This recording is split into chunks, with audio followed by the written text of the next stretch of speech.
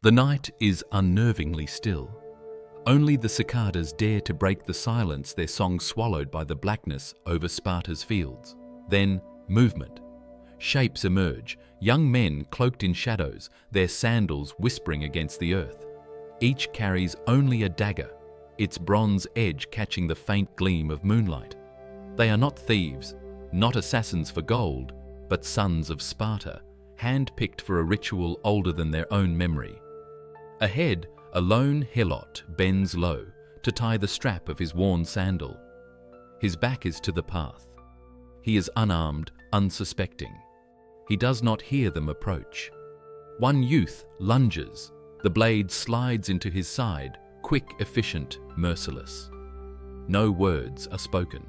The body collapses in the dust, a silent offering to the gods of fear. The others watch, unflinching, as if this act were no more remarkable than slaughtering an animal. This was no crime.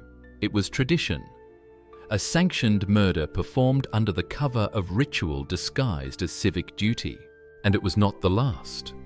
For every year, Sparta sent its youth into the countryside on nights like this, into the dark armed only with blades, and the approval of their elders. Their mission to hunt the Helots, the enslaved people who tilled their land, fed their families, and yet lived beneath the constant shadow of death. Imagine that terror. Imagine being born into bondage, condemned to farm the fields of your master, knowing that each harvest season might bring the declaration of war against you and your kin, not by foreign armies, but by the very state you served.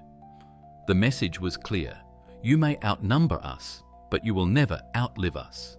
And so we must ask, why did a society famed for its discipline, its order, its military greatness choose to sanctify ritualized murder? Why did the sons of Sparta become stalkers of the night, trained to kill the very people who kept them alive? What secret fear haunted the Spartan heart so deeply that it could only be eased by blood spilled in silence? Stay with me. Behind the legend of Spartan strength lies a horror too often forgotten. A darkness called the Krypteia, the secret society of state-sanctioned murder that bound people in chains of terror and taught young men that cruelty was not only necessary but glorious. Sparta on the surface, a paradise of order. To the Greeks of other city-states, it seemed less like a city and more like a machine perfectly designed for one purpose: war. Here, men did not farm, did not labor in workshops, did not peddle goods in noisy markets. They were warriors, each one sculpted by discipline, sacrifice, and obedience. Theirs was the life of legend bronze shields polished to a gleam, scarlet cloaks fluttering in the mountain winds, the thundering of disciplined feet on the battlefield. We imagine their glory, their discipline, the proud words of poets who praised them as the guardians of Greece. Yet behind this polished image, another truth lurked, rarely sung in verse. For if the Spartan was free to live only for war, it was because someone else bent their back beneath the sun, dug the earth, harvested the grain, pressed the olives, tended the vineyards. Those people were the Helots. The Helots were not mere servants. They were a conquered people. Messenian Greeks forced into bondage after brutal wars of subjugation. They tilled the fertile valleys while their Spartan masters drilled in the barracks. They fed the children of Sparta, clothed its citizens, and ensured its warriors could remain idle until called to war. Without the Helots, the Spartan system would collapse in days. And yet, this gilded arrangement was built on a paradox. The warriors of Sparta were famed for their freedom, yet their freedom was shackled to the slavery of others. Their liberty to train to fight, to dedicate every hour to perfecting themselves as soldiers, existed only because others lived in chains. In that way, the Spartan paradise was a gilded cage, gleaming on the outside but rotten within. Still life appeared orderly. The Spartans marched in unison. Their children raised in the agoge, their women praised for strength and endurance, their kings claiming descent from Heracles himself. The Helots, bent beneath the yoke, ploughed silently, knowing rebellion meant death.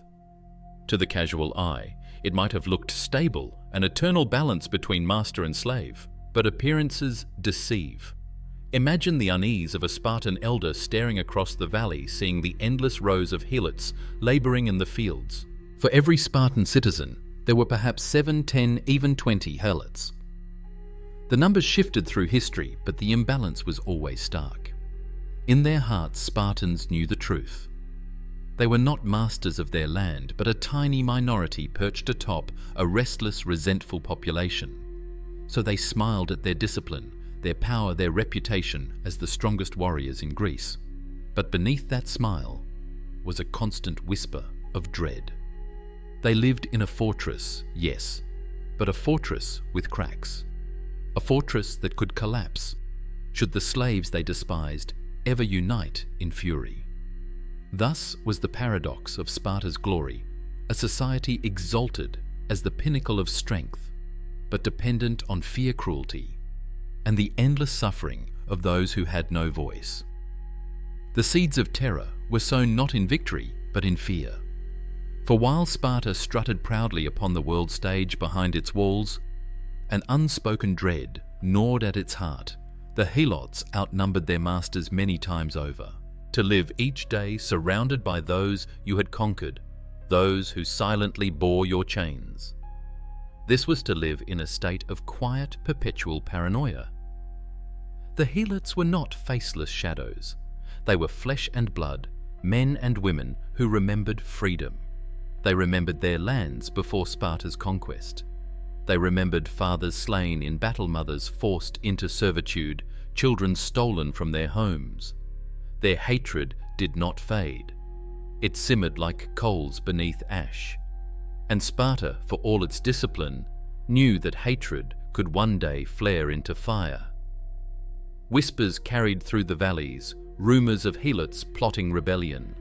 Whispers of poisoned wells, of secret gatherings at night where they swore to break their chains. Whether these whispers were true or born of Spartan paranoia hardly mattered. Fear magnified them. A master who saw a Helot sharpen a tool might imagine a blade meant for his throat. A song sung in the fields might be heard as defiance, a spark of rebellion waiting to ignite. The memory of past uprisings haunted Spartan minds. Once, after a devastating earthquake shook Laconia, the Helots rose in defiance. They nearly succeeded in tearing their oppressors apart. The ground had barely stopped trembling before the Spartans were forced to march in defense of their very survival. Though the rebellion was crushed, its echo never died. The lesson was etched deep. The Helots would never willingly accept their fate. They would always resist, always watch for a chance to strike back. And so the Spartan council, the Gerousia, made its grim decision. Mercy was impossible, freedom unthinkable. To keep the Helots enslaved, they must be reminded constantly, brutally, of their master's power. They must be broken not only in body, but in spirit. Fear must be cultivated like a crop, harvested season after season, lest the Helots forget who ruled and who obeyed. From this dread was born a ritual that turned cruelty into tradition, the Krypteia. It would be more than punishment, more than law. It would be a system designed to keep Helots always trembling, always glancing over their shoulders, always wondering if tonight would be their last. And here lies the tragedy. Sparta, the city that glorified discipline, courage, and honor, did not trust its own values to protect it. It was trusted only in terror. The seeds of doom had been planted, and soon they would grow into the most chilling institution the ancient world had ever known. There came a moment when whispers hardened into law. No longer rumour, no longer half-seen shadows of rebellion. Sparta made its decision. The trap was sprung. Each autumn, when the harvest was brought in and the Helots were most visible in the fields, the Spartan state declared something chilling war. Not war against Athens or Thebes or Persia, no war against their own slaves. By official decree, the ephors Sparta's magistrates would proclaim open season on the Helots. From that moment, any Spartan could kill any Helot without consequence.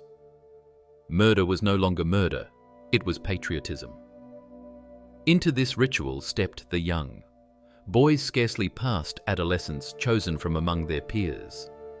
They had endured the brutal years of the agoge, the harsh Spartan training, where softness was beaten out and cruelty was rewarded. Now came their graduation into manhood. They would join the Krypteia, the hidden ones. They were sent into the countryside with no armor, no shields, no ranks or formations. Only a dagger. Only their wits. By day they hid, by night they stalked. Their task was simple: spread terror. Kill the Helots. Target the strongest, the tallest, the most defiant-looking men. For these were the ones most likely to lead rebellion. Ambush them on lonely paths, drag them from huts, strike them down in fields. Leave their bodies where all could see. To the young Spartans, it was a test of cunning and endurance. To the Helots, it was a nightmare without end. There was no pattern, no safety, no way to predict who would die. A man might be working in the fields with his son one moment and lying in the dirt with his throat cut the next. The message was unmistakable. Strength among slaves was death. Hope among slaves was death. Even the dream of freedom was death. Imagine the horror. The Helots woke each morning unsure if they would see the next sunrise. They whispered to one another in fear, warning their children not to stand too tall, not to walk with too much pride. Families lived in silence, suppressing anger, suppressing grief. Their masters wanted them broken, and the Krypteia existed to do exactly that. And for the Spartan youth, what was once a boy's heart hardened into stone. In stalking, in stabbing, in killing men who could not fight back, they were transformed not into noble warriors, but into instruments of cruelty. The lesson was burned. Deep empathy was weakness. Pity was treason. To rule was to terrify. The trap had been sprung, and it snapped shut not just on the Helots, but on Sparta itself. For in teaching its sons to kill the helpless Sparta secured its control, but at the cost of its soul. Darkness was not only in the night, it lived in the hearts of all who bore the weight of the Krypteia. For the Helots, it was the suffocating knowledge that death did not come with warning or reason or even accusation. It came like a shadow slipping between trees, like the soft crunch of a sandal in the soil behind them. You could be laboring in your field, gathering grain to feed your master's household, and suddenly feel the cold bite of bronze sliding between your ribs. Think of the mental torment. Every creak of the hut at night, every rustle of reeds by the riverbank could mean a dagger was near. Parents whispered to their children, "Do not stand proud. Do not appear too strong. Keep your head lowered. Keep your voice quiet." To survive, they had to shrink themselves to bury every spark of defiance deep within their souls. Imagine living a life where your very strength was a death sentence, where even the look of confidence in your eyes could mark you for slaughter. And what of grief? To bury a loved one slain by the Krypteia was to risk suspicion. To weep too loudly was to invite notice.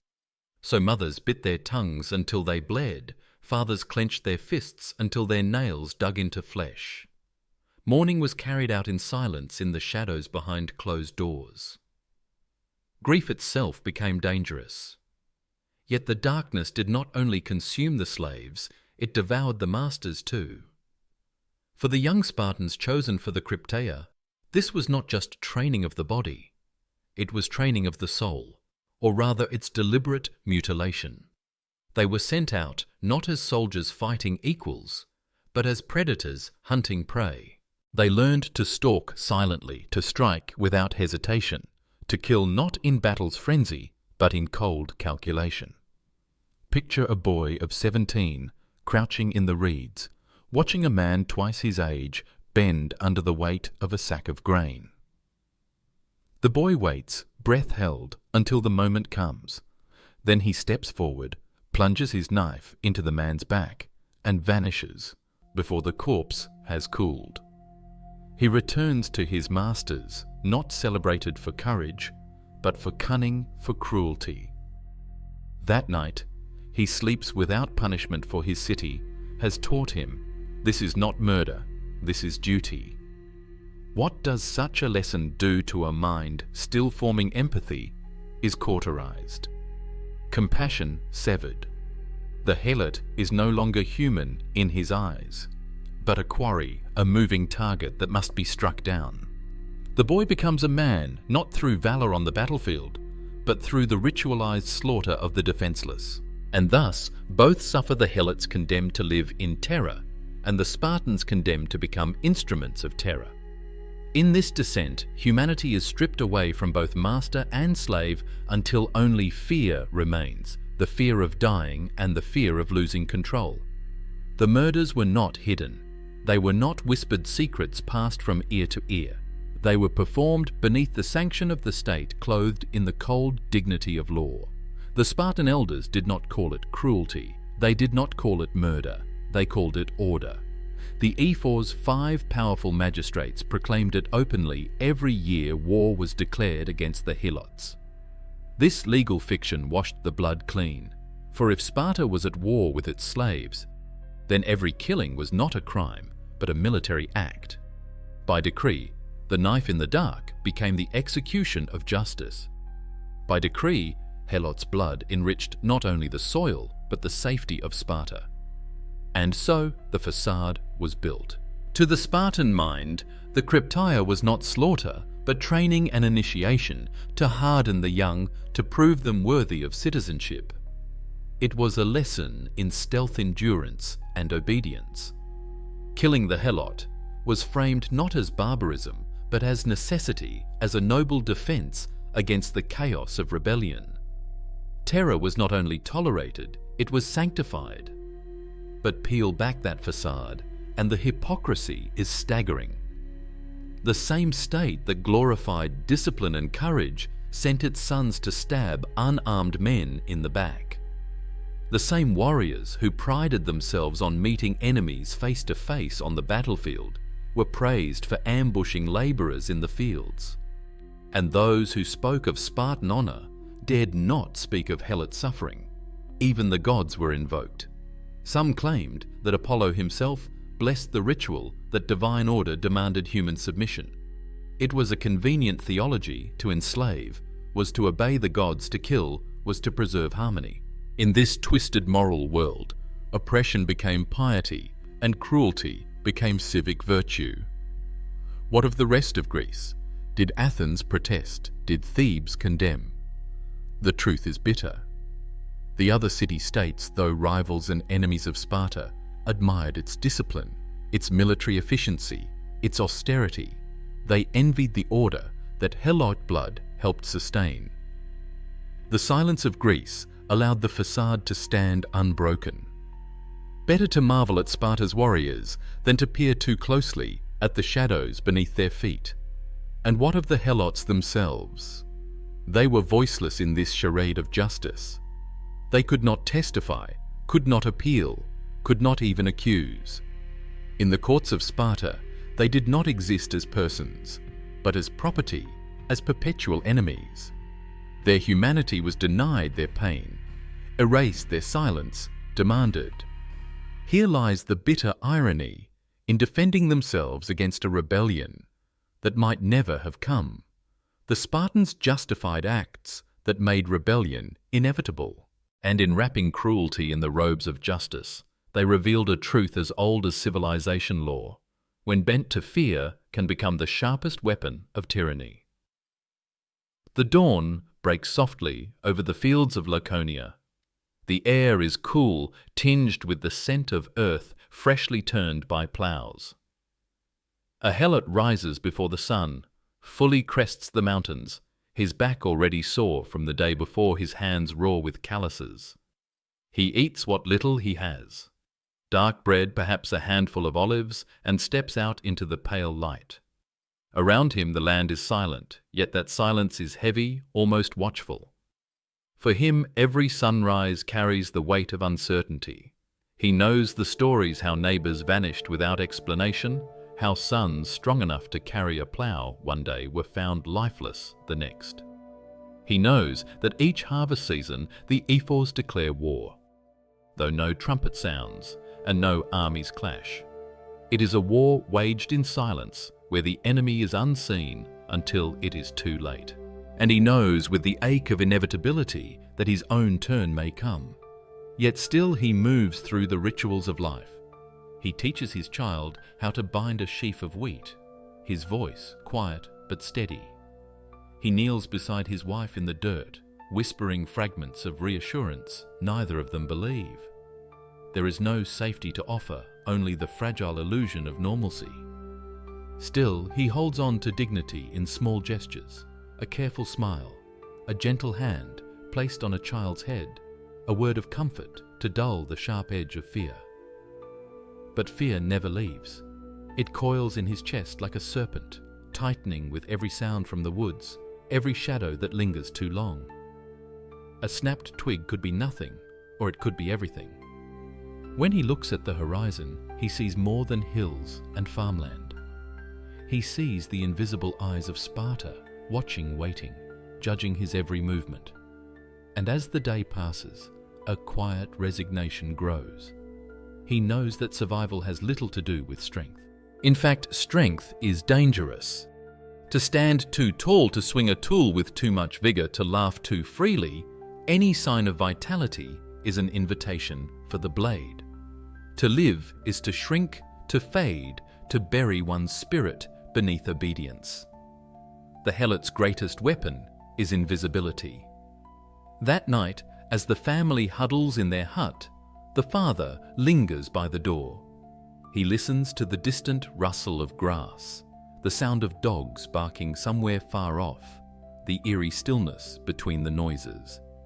He wonders, will this be his last sunrise? Will his child wake to find him gone? His body left as a warning in the fields.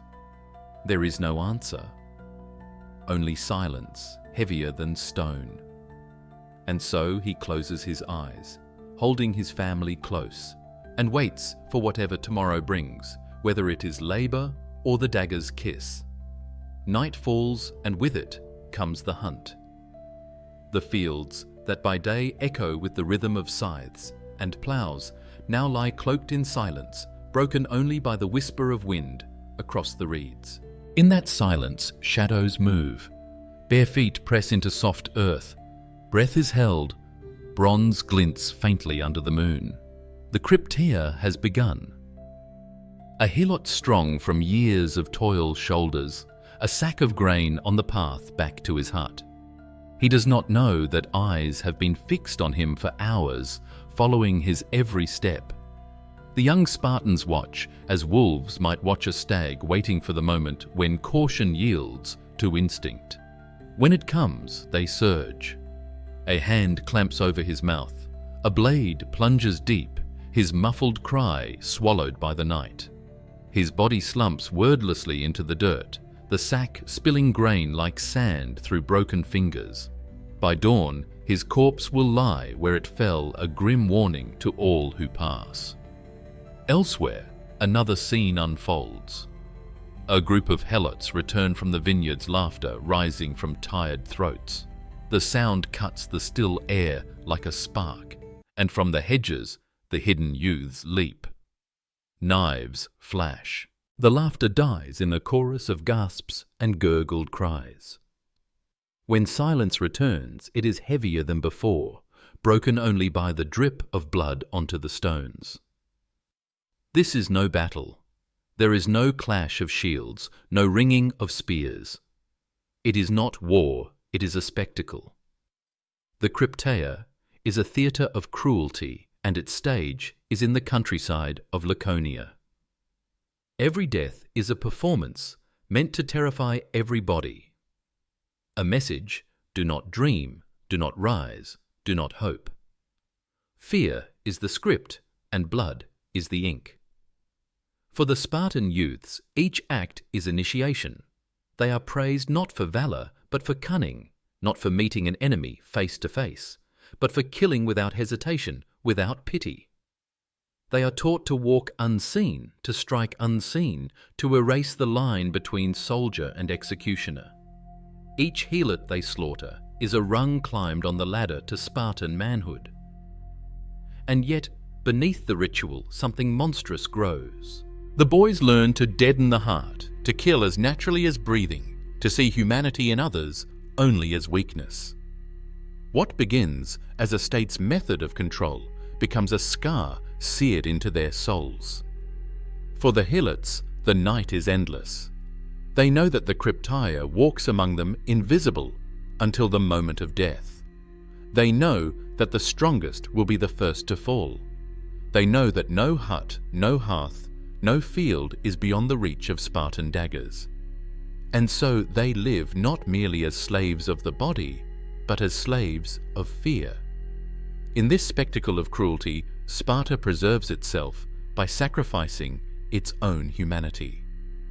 The greatest warriors of Greece, forged in discipline and honor, are shaped not on the battlefield, but in the blood of the defenseless.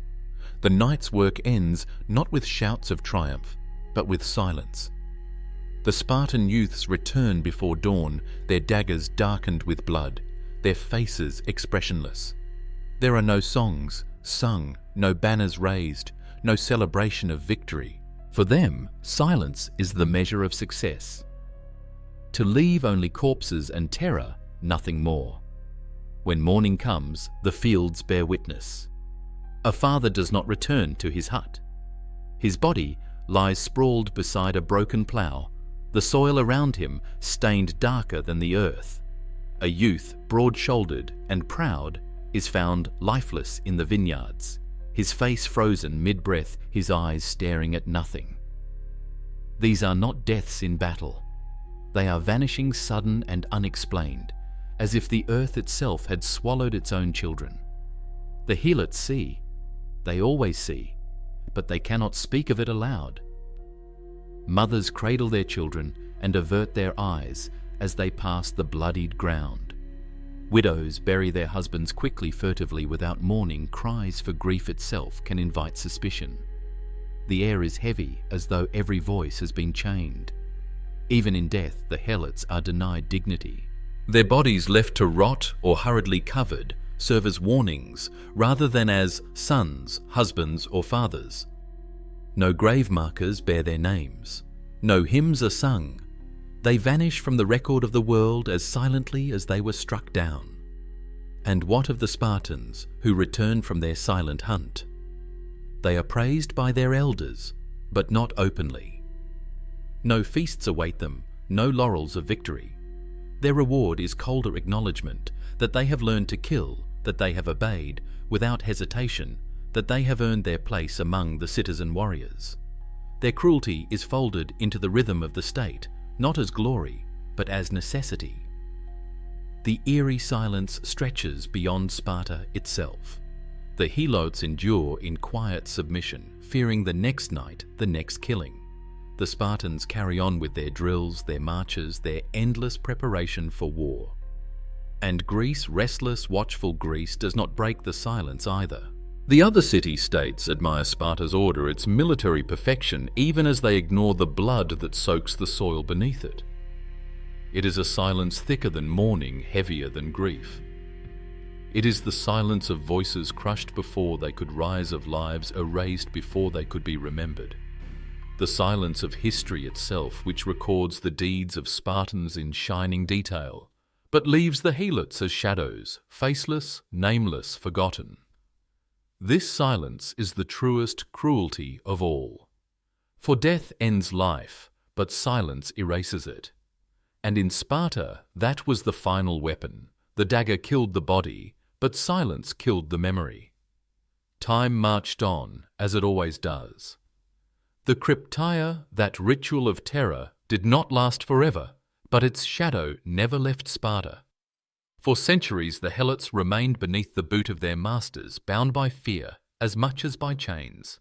Their voices were silenced in life, and silenced again in death, leaving behind only whispers recorded by outsiders who marvelled at Sparta's discipline, yet rarely condemned its cruelty. But the echoes endured. The very institution that kept Sparta strong also planted the seeds of its weakness. For a society that must terrorize its own people to survive is a society forever trapped in fear. Spartans dared not stray far, dared not expand their cities freely, for they always feared the Helots behind them more than the enemies before them. Every campaign, every march to foreign soil left them wondering, would the Helots rise while their masters were away? Their own slaves became their greatest strategic threat. And so the paradox deepened. Sparta, the city that boasted of honor and valor, chained itself to dishonor and fear. It proclaimed itself the defender of Greek freedom against Persia, yet denied freedom to the thousands who fed its armies. Its warriors met enemies with courage on the battlefield, yet stalked their own slaves like beasts of prey in the night. The very qualities it celebrated, discipline, courage, strength, were twisted into instruments of oppression. In the end, Sparta fell, not with a cry of rebellion from the Helots, but under the weight of its own contradictions. Its rigid system, sustained by cruelty, left no room for change, no space for growth. When Thebes shattered Sparta's power at Leuctra, the illusion of invincibility was gone, and the Helots' chains began to loosen. The terror of the Krypteia could not outlast history's tide. Yet the memory lingers. We ask ourselves, how could a people who prided themselves on discipline and valor embrace such calculated savagery? The answer lies not only in Sparta, but in all of us. Fear, when allowed to rule, can justify horrors unthinkable in calmer times. Entire societies can convince themselves that cruelty is necessity, that injustice is law, that bloodshed is duty. The Krypteia was not only a Spartan tragedy, it is a human warning, for history repeats its darkest lessons. If a people as admired as the Spartans could sanctify the murder of their slaves, what might our own societies be sanctifying now? What cruelties lie hidden beneath our laws, disguised as protection, as security, as survival? The fields of Laconia are quiet now. The voices of the Helots are gone, swallowed by silence. But the question remains, echoing across time when fear demands cruelty. Will we resist or will we like? Sparta, teach our children to kill in the night.